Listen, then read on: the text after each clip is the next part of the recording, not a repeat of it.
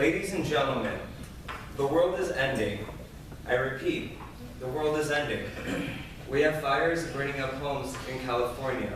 We have floods drowning city blocks in Texas. We have earthquakes breaking up the infrastructure in Mexico and the Middle East. We have hurricanes blowing people away in Florida.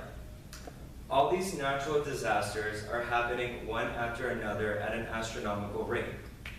And what could be the cause of all of this? Is it the wrath of God punishing us for our sins? Is it just a natural phase that the earth is going through? Is it possibly human-induced climate change? People will tell you, now that is crazy.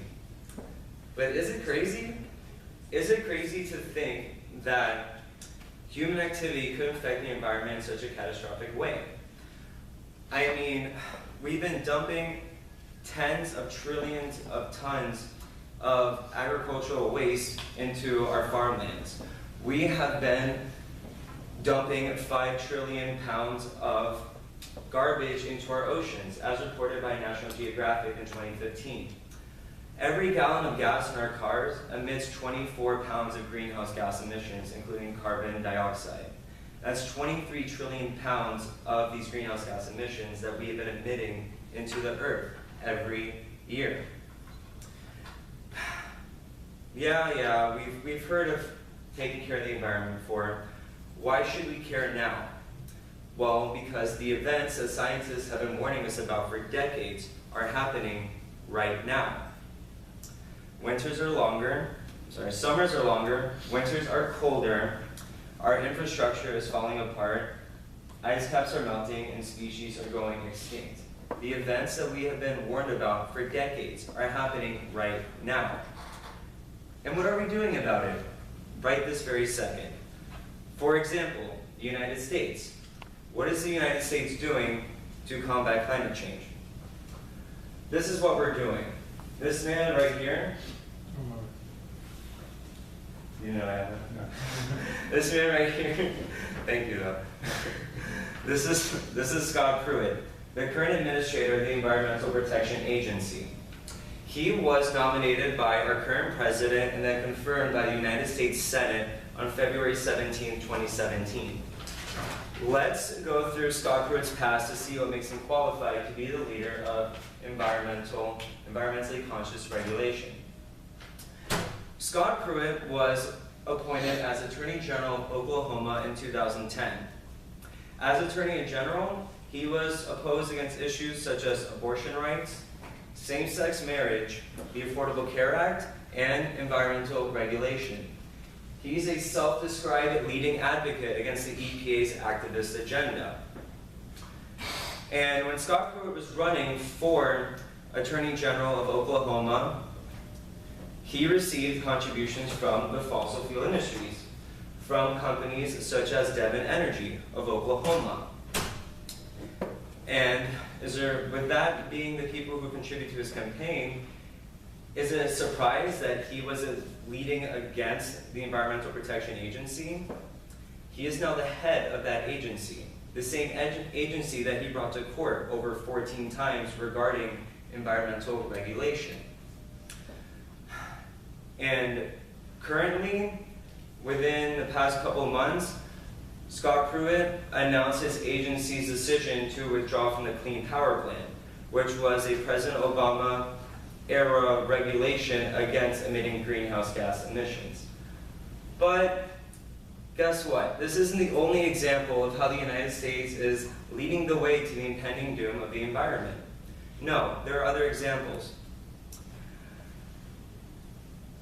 Earlier this year, in June, our president announced his administration's decision to withdraw from the Paris Climate Accord.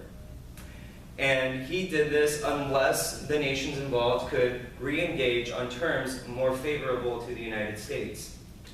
The United States is claiming to be treated unfairly.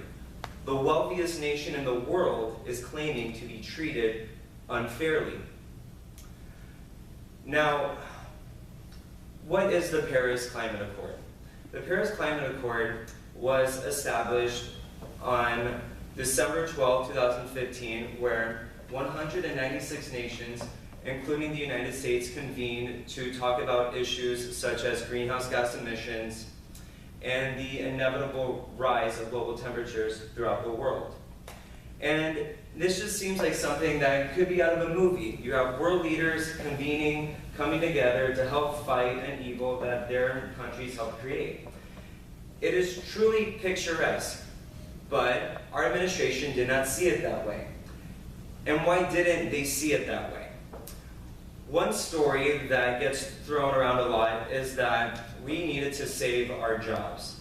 And we know how much our president likes to talk about jobs, especially jobs in the coal mining and natural gas industries. Jobs that were once booming in states like Oklahoma. Are you all seeing the connection here yet? And on November 4th, 2020, which will be 4 years after the United States adopted regulations set by the Paris Climate Accord, that will be the date that the United States can decide whether to officially withdraw from the Paris Climate Accord, as said by Article 28 of the agreement. That is also the day after our next presidential election in 2020. Whoever we choose as our next president, that is going to be the person who decides whether we withdraw from a worldwide initiative to save the planet. Whoever the winner of that race is, if we choose to withdraw from that agreement, to not acknowledge that this needs to happen, we all lose. And I've stood here, I've told you guys some things that you did know, maybe you didn't know, and other than holding our elected officials accountable, your hearts are burning with the yearning question, well, what can I do to help a decaying environment? And there's a couple of day-to-day activities that you can take a part of to help our environment. First is that, the first one is to eat more fresh vegetables and fruits and eat less meat and processed foods. The massive way that we consume massive produced meat is not good for the environment. And you all have probably heard about the dangers of methane gas and our waters being tainted with agricultural runoff. And you're probably thinking, but meat is so good. It's full of flavor, it's fun to cook, it's fun to eat, and it just absorbs flavor so well.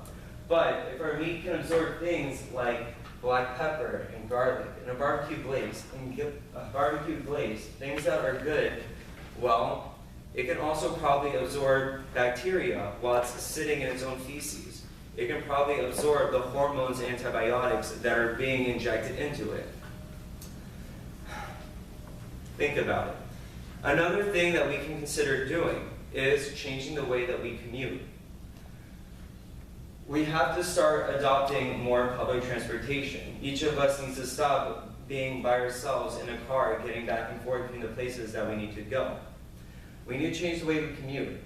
Try to carpool with someone, if it's feasible.